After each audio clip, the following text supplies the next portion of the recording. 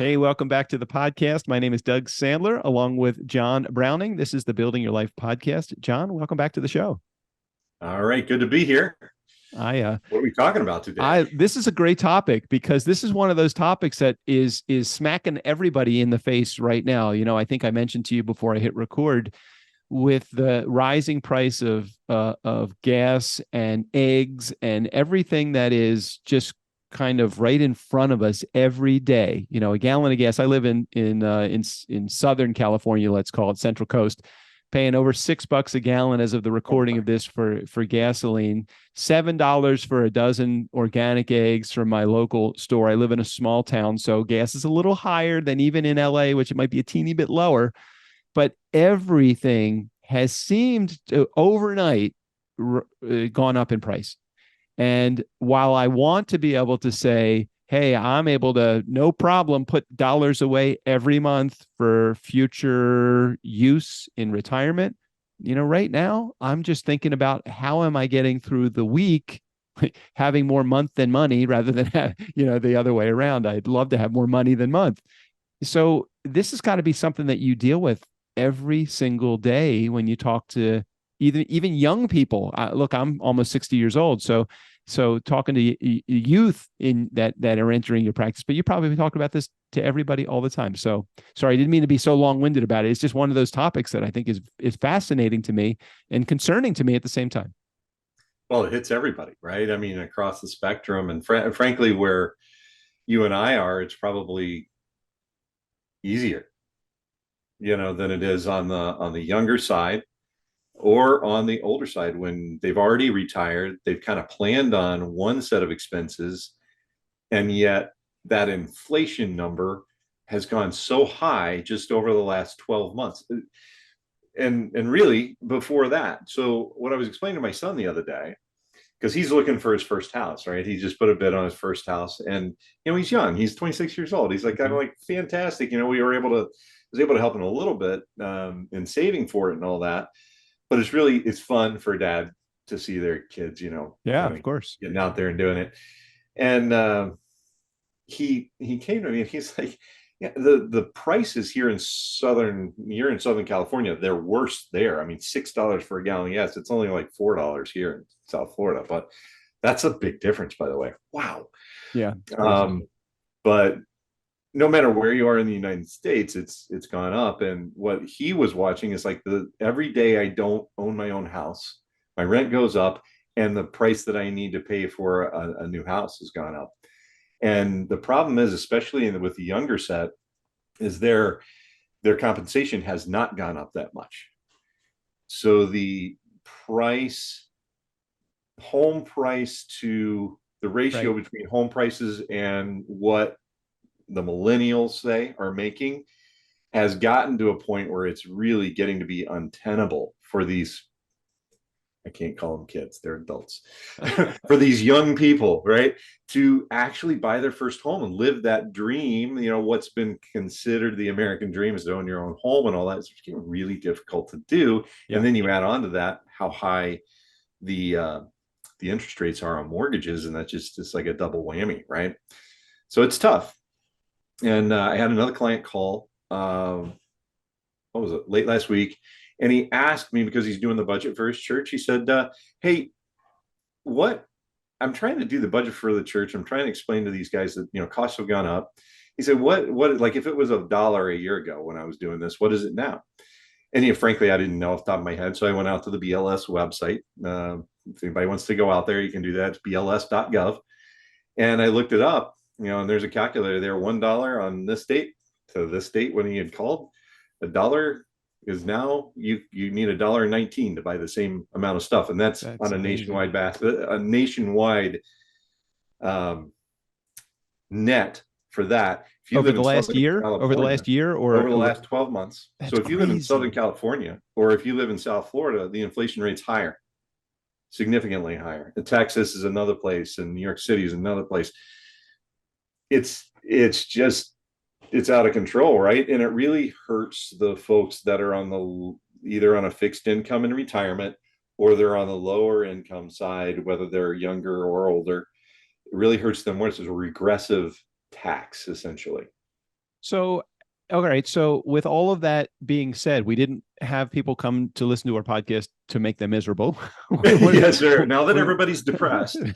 So what? So now that we've had this topic, this general conversation about the rising price of everything, what are some things that people can do now that will help at least maybe lessen the sting or reduce the friction that is caused by all of that we just talked about?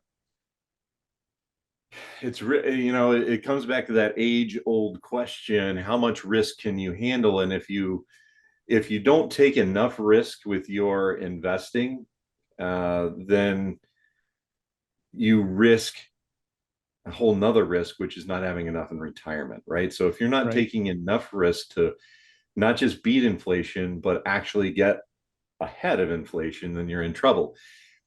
If you're in retirement and you're seeing this happen, and you're looking at where, say, fixed income is, or some of those quote unquote safe assets are, I think you have to be really careful. Those I'll call it the old school. So my parents, right, they would only invest in CDs. Right. Put your money in the bank, you put your money in CDs, and that's the only place. Well, problem is you don't keep up with inflation that way, because that's the way the banks make money, right? There's no Right. Right. right now, for the first time in a long time, there's actually what we call a real yield on some of these instruments, not all of them. And then you got to lock your money up in a CD, which is not as liquid as you'd think, right? You can't just call up and say, I want my CD. It's got a maturity. And if you bring it out early, you take a penalty. So suddenly you didn't beat inflation, right? So how do you manage all that? And that really comes down to, first of all, having a real honest conversation with an independent third party, not your brother, your mother, your sister, right? Because Right. we're all way Right. too nice to our family members. And we don't challenge them on, what are you really going to feel like if this happens? And why do you feel that way? And really digging down deep and asking the questions. Really, it's comes from right here in the chest. You can't see me unless you're on watching on YouTube, but I'm hitting my chest here. It's a heart issue, right? It goes to your gut. What can you handle? And a lot of it has to do with a real good, solid understanding of what risk really is, and the long-termedness, right, of some of that risk, and how old you are, where you are in your life journey, as to how you deal with this inflation problem. Because if you don't take enough risk, it's just as risky as taking too much risk. Yeah. Yeah. And that gets complex, because So it's because your emotions enter into it. And so, if you ignore emotions, it doesn't work. well, it sounds like there's a fine balancing act between risk and tolerance and having the right team on your side to kind of guide you. So if you make decisions in a vacuum, which oftentimes people do when it comes to money, it makes it very challenging to make the right decisions or make decisions that are actually going to benefit you. When you start to have a level of accountability to someone like John over at Guardian Rock Wealth, or anybody that you feel compelled to receive the advice from. Sometimes it's not just getting the advice; it's receiving and actually hearing it and taking advantage of the advice that you are given. I think that's a critical component. And when you work with somebody like John, I just know that it's falling in the right place. Look, he's got 6 kids. He's a part of the sandwich generation. We just talked about that a couple episodes ago. He understands, not just because of his kids and being part of the sandwich generation. He understands it because he lives, eats, breathes, and sleeps this stuff with all of his expertise and with his clients every day. He's understanding what this is all about. So what final advice can you give to somebody that's out there that is just right now just dealing with the struggle of this rising amount of prices and inflation, or whatever you want to call it? I don't care what it's called. It's called more money out of my pocket every month to spend on stuff that I could just get a few months ago for significantly less. So where do people start with all of this? And by the way, it's not stuff that you don't need, right? It's not luxury items. It's stuff you need, like food I know and it's gas in your car. I understand when I say, hey, I'm not able to go on vacation to Rome this year because it's not like that. It's Yeah, it's like, not what we're hey, talking about here. and sometimes it's the difference between, do I go without that better thing in my life? And the better thing could be, do I get the maybe the day old bread as opposed to the regular bread, or the non-organic eggs versus organic, or regular unleaded versus super. I know that sounds so trite, but at the same time, it's like, I was so used to being able to get organic eggs. Why do I have to sacrifice and get less than that for my health? I think it's important to get the right thing. Yeah, yeah, no, and it's not a it's not an easy question to answer, and probably the answer is different for everyone. There's a podcast that we did a month ago where I had my emerging investors club that all the business people, my business coaches and everything say I should not have, right? Because I don't make any money there. But it's a great episode. I'd encourage people to go back and watch it. And it's real people, by the way. It's real people who agreed to come on with me and talk about their journey. And they're not millionaires. Not one of them. As a matter of fact, they're just starting out. And they're all different age groups. And it's never too late to get advice. Right, right. And some of that advice, again, I think you mentioned it, making decisions in a vacuum is just not a great way to make decisions. It's like these organizations that are run by one guy, and suddenly they're doing really great until they're not. Right. Because he was making decisions in a vacuum. And there's a bit of arrogance, right, that we all tend to go in. Well, of course I know everything. Well, no, you don't. And neither do I, right?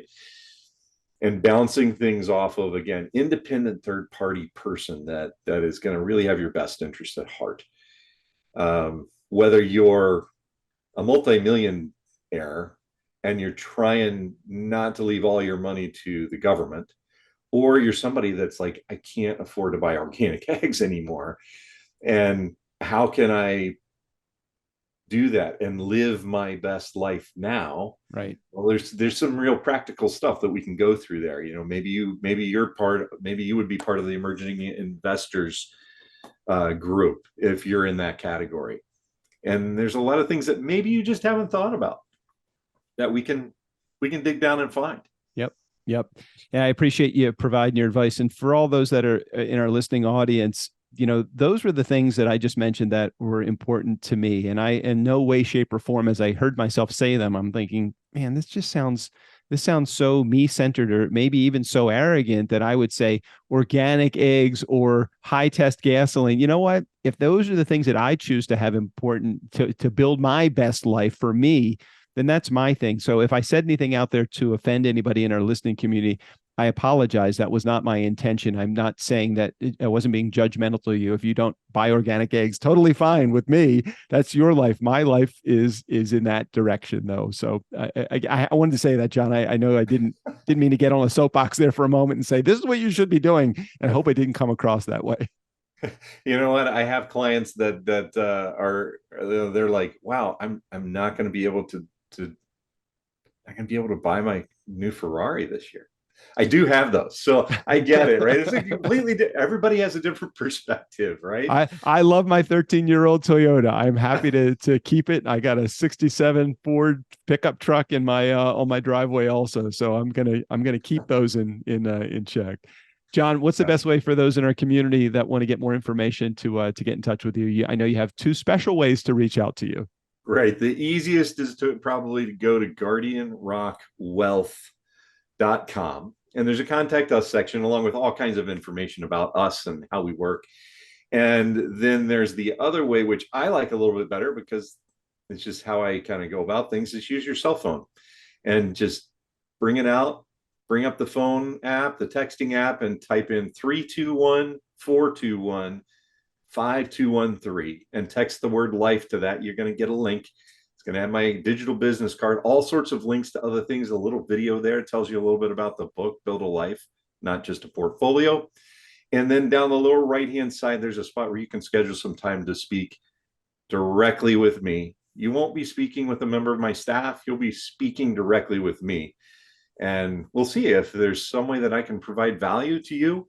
I think that I have. Every time I've talked to somebody, I've provided a little bit of value, and maybe we can provide a whole lot of value. All right. Well, thanks for being here, John. Thanks for sharing that information. And thanks to all of those in our listening community that have tuned in for yet another week. John's got this weekly show this daily show that he does also. And I think you have access to that directly on his LinkedIn channel. So just head over to LinkedIn and look for John Browning.